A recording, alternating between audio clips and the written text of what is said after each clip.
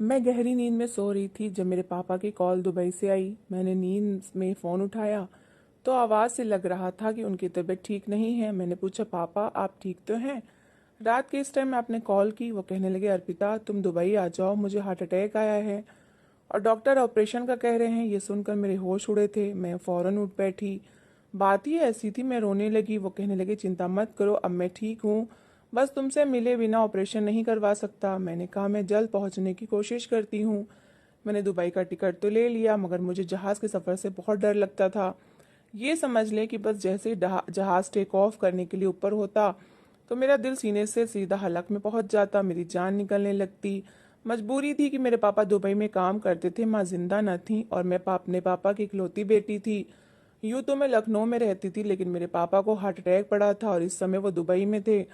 जब मुझे पता चला तो मेरा रो रो कर बुरा हाल हो गया। पापा का कहना था कि वहाँ के डॉक्टर कह रहे हैं कि जब तक आपका बाईपास नहीं हो जाता आप सफ़र नहीं कर सकते, और बाईपास से पहले वो मुझसे मिलना चाहते थे, बल्कि मैं खुद अपने पापा के पास जाना चाहती थी, उन्हीं के पास रहकर उन्हें संभालना चाहती थी। लेकिन सारी प्रॉब्लम ये थी कि मैं जहाज़ के सफ़र से डरती थी। यही वजह थी कि पिछले 10 साल से मेरे पापा दुबई में काम कर रहे थे और ज़्यादातर समय उनका दुबई में गुजरता था, लेकिन मेरी चिंता के कारण उन्हें लखनऊ आना पड़ता था, क्योंकि जब भी वो मुझे दुबई ले जाने की कोशिश करते, जहाज़ जैसे ही टेक ऑफ करने के लिए रनवे पर चलने लगता, मैं चीखने चिल्लाने लगती। मजबूरन पायलट को जहाज़ रोकना पड़ता और वो हाथ जोड़कर मुझे यहाँ से बाहर निकालते कि तुम यहाँ से निकलो ताकि हम लोग जहाज़ चला सकें। मुझे ना जाने क्यों इतना डर लगता था। मुझे लगता था कि जैसे ही जहाज़ चलेगा तो मेरा दम निकल जाएगा, मैं मर जाऊंगी या मेरी सांस रुक जाएगी। आप ये कह सकते हैं कि मुझे जहाज़ के सफ़र से शायद कोई फोबिया था, बल्कि सिर्फ जहाज़ के सफ़र से नहीं, मैं ऊंची बिल्डिंग से नीचे भी नहीं देख सकती थी। देखती थी तो लगता था कि बस किसी ने मेरे पैर पकड़ लिए हैं और अब वो मुझे बिल्डिंग से नीचे फेंक देगा और मैं धड़ाम से 5-6 फ्लोर से नीचे गिरी होंगी और मर चुकी होंगी। सिर्फ यहीं तक मेरा डर सीमित नहीं था, अगर लिफ्ट शीशे की होती तब भी मेरी जान निकलने लगती, क्योंकि जब शीशे से मैं नीचे की तरफ देखती तो मुझे लगता अब ये लिफ्ट खराब हो जाएगी और लिफ्ट का निचला हिस्सा बिल्कुल थोड़ा सा नीचे गिर जाएगा और मैं लिफ्ट के अंदर ही मर जाऊंगी। बस मुझे ऊंचाई से डर लगता था। मैंने तो कभी सोचा भी नहीं था कि मुझे इस तरह जहाज का सफर करना पड़ेगा। एक तो मैं अपने पापा की बीमारी की वजह से बहुत परेशान थी, फिर वो बिना ऑपरेशन के इंडिया नहीं आ सकते थे, इसलिए मेरी मजबूरी थी कि मुझे सफर करना था। दूसरा ये कि अकेले करना था, जो कि सबसे बड़ी प्रॉब्लम लग रही थी। पहले तो मेरे पापा होते थे तो मैं उनका हाथ जोर से पकड़ लेती थी, उनके साथ लग जाती थी, लेकिन तब भी मुझे डर लगता था। और अब तो मैं अकेली थी, सफर करना भी जरूरी था क्योंकि दुबई तक कोई भी ट्रेन नहीं जा सकती थी और मेरे पापा का ऑपरेशन भी एक हफ्ते के अंदर अंदर था। मैं बता नहीं सकती थी कि मैं किस सिचुएशन से गुजर रही थी। बोर्डिंग हो चुकी थी, मैं एयरपोर्ट के अंदर हॉल में बैठी सोच रही थी कि पता नहीं कैसे लोग होते हैं जो जहाज में सफर कर लेते हैं। वहां से गुजरती हुई एयर होस्टेस को मैं अजीब नजरों से देखने लगी कि ये भी बड़े कमाल का हौसला रखती हैं, रोज आती हैं रोज जाती हैं और मरती भी नहीं है। जैसे ही मैंने सामने बड़े बड़े शीशों से बाहर जहाज को ऊपर की तरफ चढ़ते देखा, मेरा कलेजा मुंह को आया था। मैंने आंखें बंद कर ली, दिल तेज तेज धड़कने लगा था। मैंने सीने पर हाथ रखा और कहा, अर्पिता कुछ नहीं होगा, कुछ देर के लिए जहाज ऊपर उड़ेगा और फिर जैसे ही आसमान पर पहुंचेगा तुम्हारी हिम्मत बढ़ जाएगी। मैं अपने आप को समझाने की कोशिश कर रही थी। काफी मुश्किल से मैंने खुद को अभी संभाला ही था कि जब मेरी फ्लाइट का भी अनाउंसमेंट होने लगा। मैं जैसे ही जहाज के अंदर पहुंची, डर के मारे मेरी आधी जान निकल गई थी और आधी जान ये देखकर निकल गई कि मेरी सीट पर एक लड़के के साथ थी। मैं तो सोच कर आई थी कि किसी बड़ी उम्र की औरत के साथ बैठ जाऊंगी और उनसे कहूंगी कि मेरा हाथ कसकर पकड़ ले, क्योंकि मुझे बहुत डर लगता है। लेकिन वो तो लड़का था, कोई औरत होती तो मैं अपने दिल की बात उनसे कर लेती।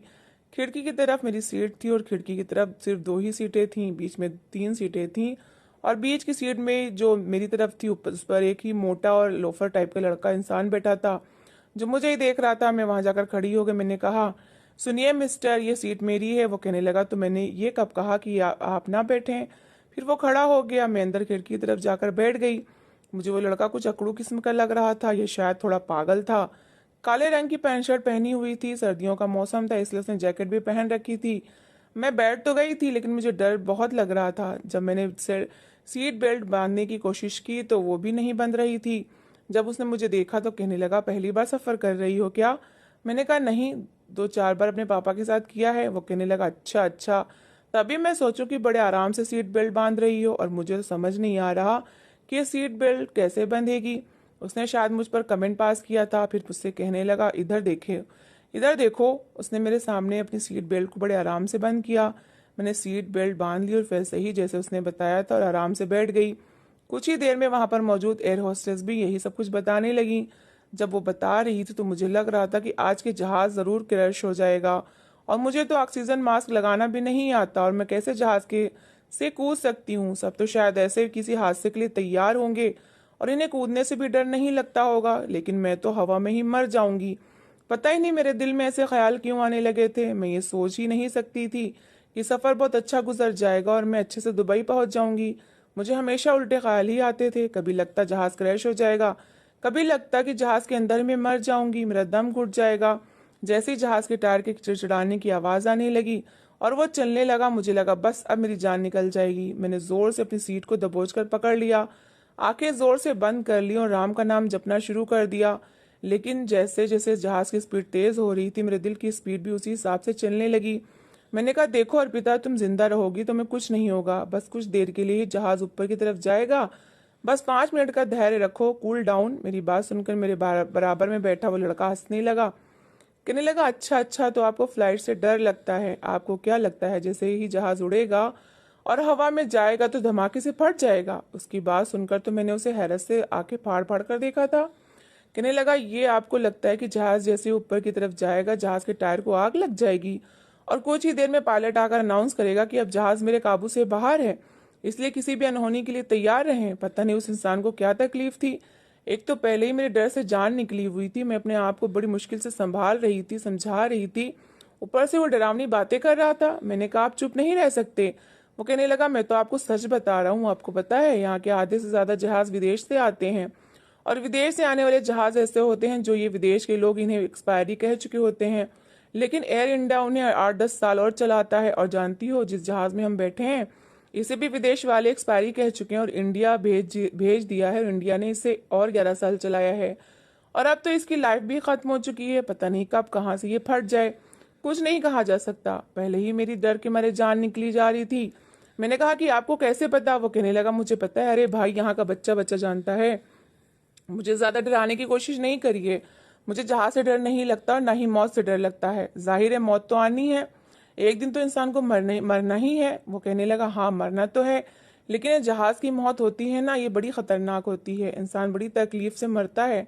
सोचिए कि अगर इस जहाज के ब्रेक फेल हो जाएं तो क्या होगा। ये बड़ी तेज स्पीड से जमीन की तरफ गिरेगा, और जैसे जैसे ये जमीन की तरफ बढ़ेगा, यहाँ बैठे पैसेंजरों की चीखें पुकार शुरू हो जाएंगी। ये सब सुन के तो मैंने उसका हाथ पकड़ लिया। तो मैंने कहा, प्लीज भगवान के लिए चुप हो जाओ, मुझे बहुत डर लग रहा है। पता नहीं कब जहाज हवा में उड़ेगा और कब मेरी जान को सुकून होगा, कब मैं दुबई पहुंचूंगी। वो कहने लगा, बधाई हो आपको, क्योंकि जहाज उड़ान भर चुका है। उम्मीद है आपका बाकी का सफर बहुत अच्छा गुजरेगा। ये सुनकर मैंने खिड़की से बाहर देखा तो मैं हैरान थी। जहाज तो वाकई उड़ान भर चुका था। शायद उसने मेरे डर को कम करने के लिए मुझे और डराया था। वो कहने लगा, अब मेरा हाथ छोड़ दीजिए, क्योंकि ये मेरा अपना खुद का हाथ है। टूट गया तो मेरे लिए काफी प्रॉब्लम हो जाएगी, क्योंकि जिस तरह से आपने पकड़ रखा है लग रहा है कि आधी हड्डी टूट जाएगी। ये सुनकर मैंने फौरन उसका हाथ छोड़ दिया और खिड़की से बाहर देखने की कोशिश करने लगी। पता नहीं मैं कितना डर गई थी, पता नहीं चला, और मैंने डर के मारे उसका हाथ पकड़ लिया था। चलो, अगर पकड़ भी लिया तो उसे इस तरह शर्मिंदा करने की क्या जरूरत थी। जैसे ही मैंने जहाज के बाहर देखना शुरू किया, नीचे मुझे आबादी नजर आई तो मेरे पैरों से जान निकलने लगी। मैंने फौरन से खिड़की बंद कर दी। वो कहने लगा, आपने खिड़की क्यों बंद कर दी? मैंने कहा, मुझे इतने ऊपर से नीचे देखते हुए भी डर लगता है। वो कहने लगा, कमाल की लड़की हो, हर चीज से डर लगता है। लेकिन बाकी का सफर इस इंसान से बातें करने के कारण अच्छा गुजर गया था। जब मैं दुबई के एयरपोर्ट पर पहुंची तो मैंने भगवान का धन्यवाद किया था कि मैं जिंदा सही सलामत यहाँ पहुंच गई। मैं जैसे ही एयरपोर्ट से बाहर निकली तो मेरे पापा ने गाड़ी भेजी हुई थी। मैं फौरन ही गाड़ी में बैठी, अपना सामान भी गाड़ी में रखवा दिया।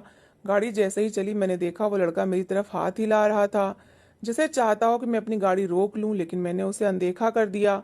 बस अब मुझे अपने पापा से मिलने की जल्दी थी। ठीक है, उसने सफर में मेरी थोड़ी बहुत मदद कर दी थी, लेकिन इसका मतलब ये थोड़ी है कि मैं उससे फ्री हो जाती। जैसे ही मैं घर पहुंची, मेरे पापा चेहरे से बड़े उदास लग रहे थे। शेव भी बड़ी हुई थी। मुझे देखकर उनके चेहरे पर मुस्कुराहट आई। मैंने फौरन गले लगाकर उनसे कहा, पापा आप क्यों इतनी टेंशन ले रहे हैं, ऑपरेशन हो भी जाएगा और आपको पता भी नहीं चलेगा। वो कहने लगे मैंने कब टेंशन ली है। मैंने कहा आपने अपना चेहरा देखा है, ना ही आपने शेव की है और ना ही अपने बाल डाई किए हैं। वो कहने लगे वो तो मैंने जानबूझकर नहीं की, कहीं नर्सें मुझ पर फिदा ना हो जाए आपके पापा की पर्सनालिटी पर। मैंने कहा मेरा दिल बहलाने की कोशिश ना करिए, आप 4 दिन से बस अपने ऑपरेशन के बारे में सोच सोच कर परेशान हो रहे हैं। फिर मेरा गाल पकड़कर अपनी उंगली और अंगूठे से चुटकी भर कर कहने लगे अब तुम आ गई हो ना, अब मुझे सुकून मिल गया है। बस मुझे ये टेंशन थी कि तुम शायद नहीं आओगी, सफ़र का सोचते ही अपना इरादा बदल लोगी, और मैं तुम्हें देखे बगैर ऑपरेशन नहीं करवाना चाहता था। मैंने अपने पापा को बहुत तसल्ली दी। मैंने कहा देख लिया आपने, आपके प्यार में मैंने जहाज़ का सफ़र भी कर लिया। वो कहने लगे ये तो बहुत अच्छा किया, सच पूछो तो मैंने बड़ी प्रार्थनाएं की थी कि मेरी बेटी का सफ़र बहुत अच्छा गुजर जाए। सफ़र का सोचते ही मुझे उस लड़के का ख्याल आने लगा कि वो मुझे रोक क्यों रहा था। बहरहाल 5 दिन मैंने अपने पापा से के बातचीत करके गुजारे। ऑपरेशन थिएटर में जब वो गए तो मैं बहुत परेशान थी। जब तक उनका ऑपरेशन होता रहा मैं बस भगवान से प्रार्थना ही करती रही। शुक्र था कि सब कुछ ठीक ठाक हो गया था। कुछ दिन मैंने अस्पताल में गुजार कर अपने पापा को संभाला। 8 दिन बाद उनकी छुट्टी हो गई थी, लेकिन बहुत देखभाल बताई गई थी, इसलिए बाहर से घर के खाने पीने का सामान, राशन, हर चीज़ मुझे ही लानी पड़ रही थी। मैं सुबह ही सुबह घर के करीबी बने स्टोर में चली जाती थी और घर का सामान लेकर आ जाती थी। आज भी मैं स्टोर से सामान खरीद रही थी कि जब किसी ने मेरा हाथ पकड़ा था। जब मैंने उस इंसान को देखा कि इतनी किसकी हिम्मत है कि मेरा हाथ पकड़े, तो वही लड़का था। कहने लगा कहाँ भाग गई थी तुम, मैं पागलों की तरह तुम्हें ढूंढ रहा हूँ। मैंने कहा तुम मुझे क्यों ढूंढ रहे हो। मेरी बात सुनकर वो कहने लगा कि बस वो मुझे कुछ काम था। ये कहने के बाद वो मेरी तरफ बढ़ा तो मुझे बहुत बुरा लगा। मैंने कहा क्या काम था, इधर मेरी तरफ देख के बात करो, यहाँ वहाँ कहाँ देख रहे हो। वो कहने लगा नहीं नहीं कुछ नहीं, लाओ मैं तुम्हारा सामान तुम्हारे घर तक पहुँचा देता हूँ। मैं अपनी शॉपिंग कर चुकी थी इसलिए काउंटर पर खड़ी हो गई। मैंने कहा मैं अपने घर का पता तुम्हें क्यों बताऊँ। वो कहने लगा मैं तो बस ऐसे ही पूछ रहा हूँ, चलो सामान तुम्हारे घर तक पहुँचा देता हूँ। इतना भारी सामान तुम कैसे उठाओगी। मैंने कहा तुम क्यों मुझे ढूंढ रहे थे, सच सच बताओ कि किस लिए ढूंढ रहे थे, क्या काम था। वो कहने लगा कुछ नहीं, बस जब से तुम्हें देखा था तुम्हें अच्छी लगी थी। मैंने कहा ये बात नहीं है, मैं जानती हूँ तुम मुझे क्यों ढूंढ रहे हो। क्यों ढूंढ रहे थे। वो कहने लगा क्यों, इसलिए कि तुम चोर हो। ये सुनकर उसने दाएं बाएं देखा और मुझे चुप रहने का इशारा करने लगा। बड़ी खतरनाक नजरों से उसने मुझे देखा था। ना चाहते हुए भी मैं डर रही थी। सफर के दौरान जो कुछ उसने किया था मैं उसका राज जान चुकी थी। जैसे ही मैं इस स्टोर से अपना सामान लेकर बाहर जाने लगी उसने मेरा रास्ता रोक लिया। कहने लगा अनजान मत बनो, तुम अच्छी तरह से जानती हो मैं तुमसे क्या मांग रहा हूँ। मैंने कहा वो तो मैंने पुलिस के हवाले कर दिया। मेरी ये बात सुनकर उसने मुझे हैरत से देखा था। वो कहने लगा दिमाग खराब है क्या तुम्हारा, क्या बक रही हो। मैंने कहा कि तुम मुझे फंसाने के चक्कर में थे, क्या समझते थे कि मैं तुम्हें छोड़ दूंगी। हटो यहाँ से, जाओ और पुलिस से जाकर बात करो, बल्कि मैं खुद अभी फ़ोन करती हूँ। इससे पहले कि मैं अपना मोबाइल पर्स से निकालती उसने मेरी कमर पर पिस्तौल रख दी। कहने लगा शराफत से अपने घर चलो, तुम्हें मैं वहाँ जाकर ठीक करता हूँ। और कहने लगा तुमने ज़रा भी शोर मचाने की कोशिश की तो तुम यहीं ठोक के रख दूंगा। मैं उसके साथ चलते हुए घर आ गई। चाबी से जब घर दरवाज़ा खोला तो मेरे पापा उस टाइम व्हील चेयर पर लाउंज में बैठे टीवी देख रहे थे। मुझे इस लड़के के साथ देखकर पूछने लगे अर्पिता ये किसके साथ आई हो। मैंने कहा पापा वो जबरदस्ती घर के अंदर आया, उसने दरवाज़ा बंद कर दिया, उसने मेरे सर पर पिस्तौल तान दी। ये देखकर मेरे पापा परेशान हो गए, फौरन अपनी कुर्सी से खड़े होने की कोशिश करने लगे। वो कहने लगा आप वहीं बैठे रहें, मुझे आपकी बेटी को नुकसान पहुंचाने में कोई इंटरेस्ट नहीं है, बस इससे कहिए मेरी चीज़ वापस कर दे। मेरे पापा कहने लगे अर्पिता क्या है तुम्हारे पास जो ये मांग रहा है। मैंने कहा पापा ये चोर है, सफ़र के दौरान न जाने कैसे इसने मेरे गले में डायमंड का हार पहना दिया था जिसकी कीमत बहुत ज़्यादा है थी, और ये जानता था कि अगर वो हार इसके हाथ में पकड़ा गया तो इसे रोक लिया जाएगा। इसने मेरे गले में पहना दिया और मुझे पता भी नहीं लगने दिया। जब मैं यहाँ आई तब मैंने अपने गले में वो हार देखा और अब ये वो हार मुझसे मांग रहा है। ये चोर है, पता नहीं इसने किसका हार चुराया है। वो कहने लगा मैं जो कोई भी हूँ वो हार मुझे वापस करो। मेरे पापा कहने लगे अर्पिता तुम इस मसले में ना पड़ो, वो हार इसे वापस कर दो। मैंने वो हार उस लड़के के हवाले कर दिया। वो वापस जा चुका था। मेरे पापा बिल्कुल ठीक हो गए थे। 1 से 1.5 महीने बाद मैं उनके साथ ही इंडिया वापस जा रही थी कि वो लड़का फिर से मुझे उसी जहाज में दिखाई दिया। वो मुझे देखकर मुस्कुरा रहा था, लेकिन मैंने गुस्से से अपना मुंह फेर लिया। मुझे उस चोर में से कोई मतलब नहीं था। इस बार ऐसा हुआ कि मुझे जहाज से डर नहीं लगा था। पता नहीं क्यों न चाहते हुए उसकी बातें मेरे कान में गूंजने लगी जो जहाज में आते हुए उसने मुझसे कही थी। वो सफ़र मैंने अपने पापा के साथ बातें करके गुजारा था। घर पहुंचकर मैंने अपने पापा से साफ कह दिया कि वो दुबई नहीं जाएंगे। वो कहने लगे मैं भी सब कुछ वहां से वाइंड अप करके आया हूँ। मैं यही सोच रहा था कि थोड़ा कमा लूंगा, लेकिन अब यहीं तुम्हारे साथ ही रहूंगा। मैं भी अपने पापा के इस फैसले से बहुत खुश थी। लेकिन 5-6 दिन बाद जब मैंने उसी लड़के को उसकी माँ के साथ अपने घर में आते हुए देखा तो मुझे जिज्ञासा हुई कि वो यहाँ क्यों आया था। मैंने उसकी माँ को जब उसके साथ देखा तो मजबूरन मुझे उसे ड्राइंग रूम में बिठाना पड़ा, क्योंकि उसकी माँ कहने लगी कि वो मेरे पापा की तबीयत पूछने के लिए आई हैं। अब मैं इतनी भी बुरी ना थी कि गेस्ट को वापस भेज देती। मैंने अपने पापा से कहा तो वो हैरान हुए थे। मेरे पापा कहने लगे कि चलो ऐसा करो, चाय बनाओ। अब उसकी माँ साथ में आई है तो मैं पूछता हूँ कि क्या प्रॉब्लम है। फिर मुझसे पूछने लगे तुमने कोई और चीज़ तो नहीं रखी, उसकी रखी है। मैंने कहा नहीं पापा, बस वो हार ही था जो वापस कर दिया। मैं भला क्यों उसकी चीज़ें रखने लगी। मेरे पापा उसकी माँ के साथ ड्राइंग रूम में बैठ गए। कुछ ही देर बाद मैंने चाय बनाई और नौकरानी के हाथ ड्राइंग रूम में भेज दी।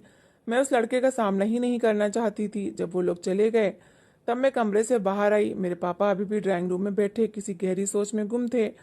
मुझे देखकर मुस्कुराने लगे। मैंने कहा वो क्यों आया था यहाँ पर। पापा कहने लगे यहाँ बैठो, तुमसे कुछ बात करनी है। मैंने कहा जी पापा कहिए।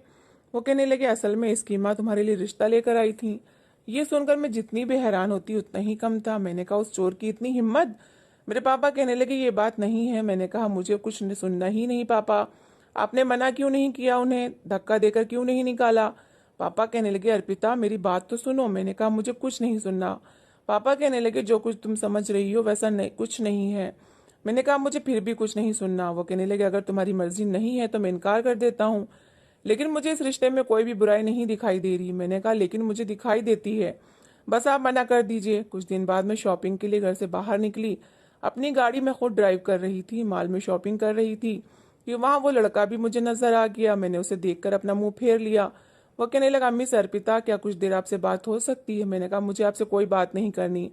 वो कहने लगा बस 5 मिनट। 5 मिनट तो दे सकती हैं। मैंने कहा ठीक है, यहाँ तो बात नहीं हो सकती, टॉप फ्लोर पर कैफे बना हुआ है, थोड़ी देर वहां बैठ जाते हैं। मैंने अपनी शॉपिंग बैग उठाया और उसके साथ टॉप फ्लोर पर जाने लगी। लेकिन जब लिफ्ट में जाने के लिए मुझसे कहा तो मैंने साफ मना कर दिया। मैंने कहा इसके दरवाजे शीशे के हैं, मैं इसमें नहीं जा सकती। मुझे हैरत से देखकर वो कहने लगा मतलब इससे भी डर लगता है। मैंने कहा जी हाँ। मैंने दिलेरी से अपने इस डर को भी स्वीकार किया था।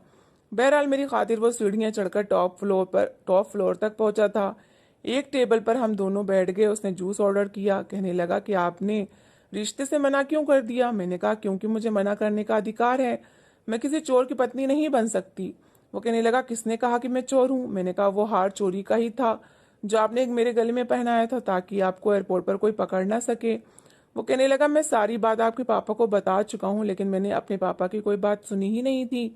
मैंने कहा मैंने उनकी बात नहीं सुनी थी। वो मुझे हैरत से देखने लगा। कहने लगा मैं पुलिस का एक सीक्रेट एजेंट हूँ।